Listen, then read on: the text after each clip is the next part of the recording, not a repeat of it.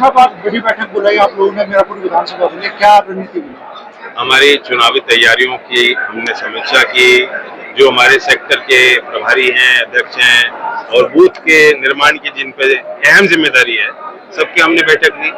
मेरे आने से पहले भी ये संवाद चल रहा था। हमारे पार्टी के जिम्मेदार नेता जो हमारे प्रभारी मंत्री हैं, प्रसन्न चौधरी, हमारे शामली के विधायक यहाँ हमने भेजे हैं और राव वारिस हमारे पूर्व विधायक, सभी लोग जो बाहर के हमारे जिम्मेदार पार्टी के संगठन के मुख्य लोग मौजूद थे और रणनीति भी बनाई है, चर्चा भी की है कि उपचुनाव को लेकर कैसे कैसे हमें तैयारी करनी है। फतेह होगी, जीतेंगे। लेकिन हरियाणा में आपकी पार्टी चुनाव लड़ रही है, क्या वजह मानते हैं? कुछ जरूरी नहीं है कि हम चुनाव लड़े। वहाँ हमारे कार्यकर्ताओं का फीडबैक था तो हम नहीं लड़ रहे चुनाव। लेकिन जम्मू कश्मीर अच्छे संकेत है, बहुत सालों बाद वहाँ लोकदल का सिंबल पहुंचा है तो लोगों ने हाथों हाथ लिया है, लोग मदद भी कर रहे हैं, अच्छे कार्यक्रम हो रहे हैं, रैलियां निकल रही।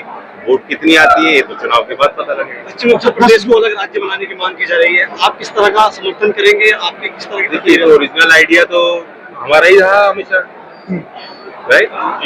मैं तुझे लेकर आगे बढ़ेंगे सर। आप ये बात समझो कि आज इस विषय को पब्लिक में छेड़ने की कोई जरूरत नहीं। हो सकता है 20 साल पहले हम पूछते या कहते तो पब्लिक को नहीं पता था, आज सबको मालूम है। अब ये फैसले, निर्णय बहुत सोच विचार करके लिए जाते हैं, संवैधानिक सवाल होते हैं, सरकार को निर्णय। जब गन्ने का सीजन आने वाला है, गन्ना किसान पश्चिम उत्तर प्रदेश का आपकी ओर, मैंने अभी बताया, बैठक में आप लोग नहीं थे, हमने चर्चा की कि किस तरह से सरकार लगातार गन्ना किसानों के विषय पे कार्य कर रही है। यहाँ मोरना मिल के विस्तार के लिए राज्य सरकार ने अहम फैसले लिए।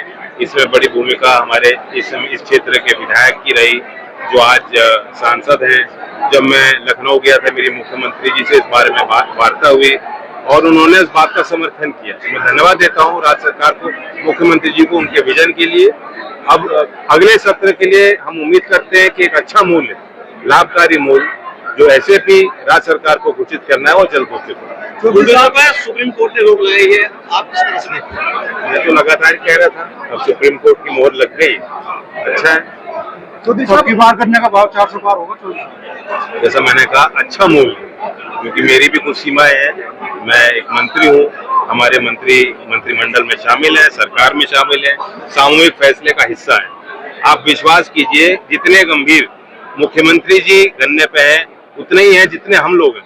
और चौधरी अजीत सिंह जी जिस तरीके से सरकार में रह के काम करवाए, फैसले करवाए और बाहर रह के लड़ाई लड़ी, हम तो उसी उद्देश्य से राजनीति कर रहे हैं। मीरापुर सीट पर आप ज्यादा आपकी सक्रियता है, तो ये मान ले कि मीरापुर सीट रालोद के खाते में आ गई। जो 10 सीट यूपी में जहां उपचुनाव हो रहा है, हम लोग मिलके लड़ेंगे। प्रत्याशी से लेके रणनीति तक और सिंबल, सारी चीजों पे हम लोग मिलके बातचीत करके रणनीति बना के ही लड़ेंगे। मीरापुर के आपका सिंबल होगा, लेकिन प्रत्याशी बीजेपी से आएगा मीरापुर। आपको बताया किसी ने? इस तरह की चर्चाएं चल रही है, बीजेपी के नेता कह रहे हैं चौधरी साहब। मैं कुछ नहीं।